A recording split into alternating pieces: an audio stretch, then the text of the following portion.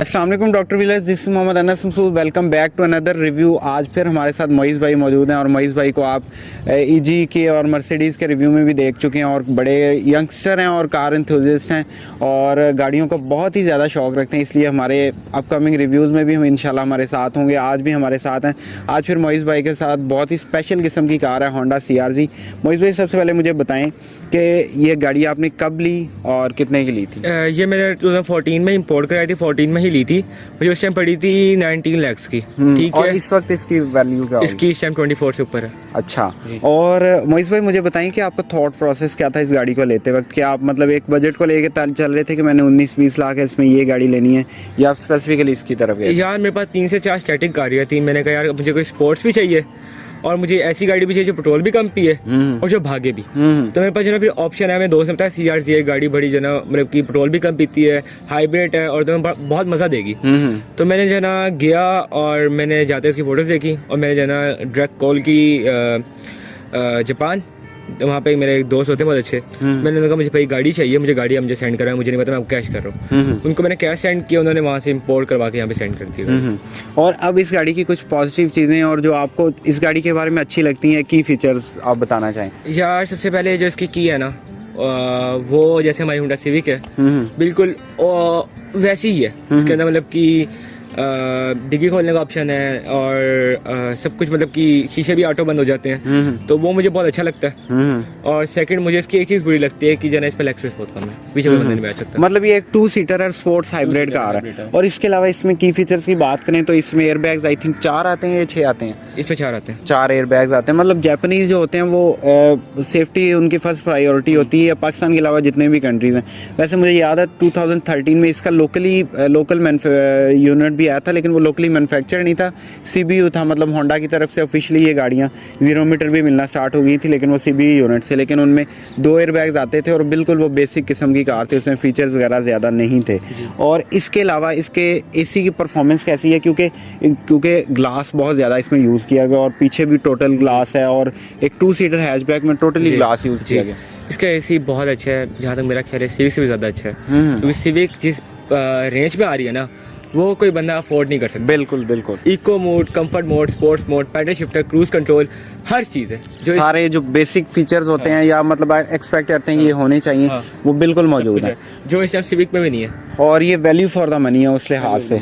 और इसके अलावा इसके रिट्रैक्टेबल साइड मिरर्स भी हैं इसके अंदर। और सीट्स इसकी हीटेड हैं या स्टॉक हैं? इसकी स्टॉक है। और इसके सीट्स का कंफर्ट कैसा है? कंफर्ट बहुत अच्छा है। मुझे कभी लगता है नहीं कि मैं CRZ की स्पोर्ट्स कार में बैठा हूँ। तो मैं पहले भी एक स्पोर्ट्स कार थी, तो उसके साथ मेरा रिव्यू अच्छा नहीं आता, क्योंकि मतलब बैठता ना मेरी जगह पेन लग जाता है बैक में।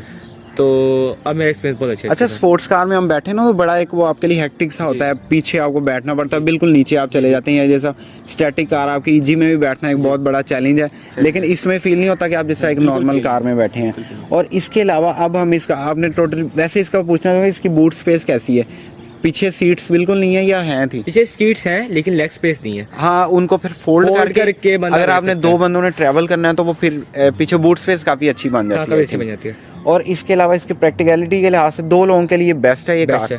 और अब हम इस कार को आपने मॉडिफाई भी करवाया हुआ है, तो मॉडिफिकेशन से स्टार्ट करते हैं। एक्सटीरियर पेंट में आपने क्या क्या चेंजेस किए हैं? एक्सटीरियर पेंट इसका ओरिजिनल है, टोटल जेन्युइन है ये। इसका मैं रैप कराया हुआ है, बोनट छत रैप कराया हुआ है और डिग्गी साइड मिरर्स भी रैप कराए हुए हैं और डिग्गी में ब्लैक पेपर्स वगैरह भी लगाए हुए हैं। ठीक है।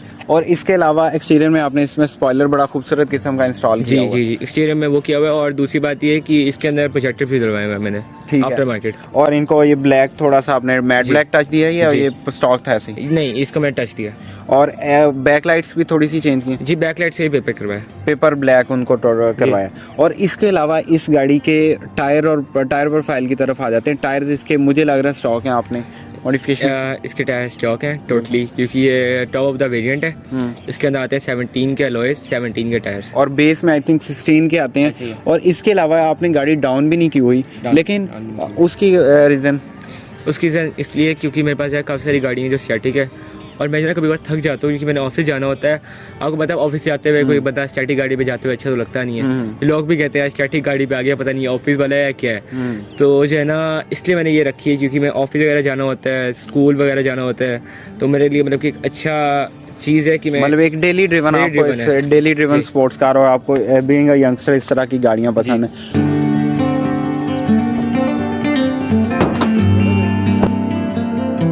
एक इंजन की तरफ आते हैं, लेकिन एक चीज़ मैं पूछना चाहूँगा, इसके पार्ट्स की अवेलेबिलिटी कैसी है? खुदा ना खास्ता कोई आपके साथ इंसिडेंट हो, या वैसे नॉर्मली कार के कोई पार्ट लग जाता है तो उस पर इसके पार्ट्स बहुत मुश्किल से मिलते हैं और बहुत एक्सपेंसिव है। ये मुझे बुरी बात लगती है इसकी, क्योंकि मैंने पिछले बार CRC मेरे पास पहले भी थी, मेरे अब बम्पर लग गया था उसका और मुझे इंपोर्ट कराना पड़ा था।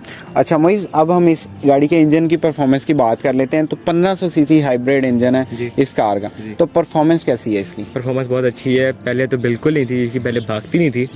इसके अंदर मैंने डैनो ट्यून कराया इसको, ठीक है, और इसके प्लग्स वगैरह चेंज कराए हैं, ठीक है, और अब परफॉर्मेंस बहुत बेहतर है पहले से। अच्छा, और कोई 0 to 100 फिगर्स अगर आप बताना चाहें, या टॉप स्पीड इसकी आपने कभी टेस्ट की हो? जी, मैं टॉप स्पीड भी किया। 0 to 100 ये पहले करती थी 12.5 सेकंड और अब करती है 8.9 second, which is not bad I guess. और इसकी टॉप स्पीड आप बताना चाहें, या जिस आप मैक्सिमम जहाँ तक लेंगे? 180 पहले इसका लॉक हो जाता है मीटर, अब ये 2 पे पूरी जाती है। 200, ठीक है। मतलब वो ट्यून करवाने के बाद इतनी वो 10-11 हॉर्स पावर या 12 हॉर्स पावर डायनो ट्यून के बाद इंक्रीज हो जाते हैं। और व्यूअर्स, इसके अंदर मैं बताना चाहूँगा इंटीग्रेटेड मोटर सिस्टम यूज़ होता है, और ये भी इस गाड़ी की फ्यूल एफिशिएंसी में बहुत इंपॉर्टेंट रोल प्ले करता है, और साथ बैटरीज आपको असिस्ट कर रही होती हैं। टोटली ये बैटरी पे शिफ्ट नहीं होती है कार, और जिसकी वजह से एक परफॉर्मेंस कार भी है और इसकी फ्यूल एफिशिएंसी भी आई गेस अच्छी होगी। मोइज़ भाई, आपका कैसा एक्सपीरियंस है फ्यूल एफिशिएंसी के लिहाज से? ये 22 की एवरेज देती है। अच्छा जी, विद इन सिटी और विद इन सिटी। अच्छा, लॉन्ग पे 30 की देती है। जब मैंने मैक्सिमम एक्सपीरियंस किया ना, वो कोई 18 मैक्सिमम या 14-15 इस तरह होती है, और देती है, लेकिन जब भगाओ। अच्छा मोइज़ भाई, ट्यून करवाने के बाद मेरा एक्सपीरियंस ये है कि आपकी फ्यूल एफिशिएंसी बेहतर होती है। डायनो ट्यून के बाद आप गाड़ी की परफॉर्मेंस का पता चलता है। तो लोग ये कहते हैं कि नहीं डायनो ट्यून, पता नहीं वो मिसकंसेप्शन है कि एवरेज गिर जाती है या नहीं। बेसिकली डायनो ट्यून एक ऐसा है कि जैसे हम खाना खाते हैं ना, तो हमें उसकी जरूरत होती है। अगर गाड़ी का इंजन वीक हो जाए थोड़ा बहुत, तो उसको डैनो कराओ ना, तो उसके अंदर एक एनर्जी आ जाती है, बूस्ट आ जाता है, उसकी HP प्रोड्यूस होती है, उसका प्लग चेंज होते हैं, तो वो ज्यादा पावर में आ जाता है। वो आप यकीन करेंगे, मेरे पास जो है ना एक पुरानी जो है ना गाड़ी थी, उसका नाम था हुंडा, उसका नाम मुझे याद नहीं आ रहा, उसका हुंडा कंपनी थी, काफ़ी पुरानी गाड़ी थी, 1997 का ऐसा कोई मॉडल था। उसको उसके अंदर हमने D17 करा के उसको टोटली डैनो ट्यून कराया था, और वो सिविक एक्स को पास नहीं देती थी। अच्छा मोइज़, इस गाड़ी के में एग्जॉस्ट भी नहीं इंस्टॉल, उसकी भी रीज़न आई थिंक वही है, डेली ड्रिवन कार है जी।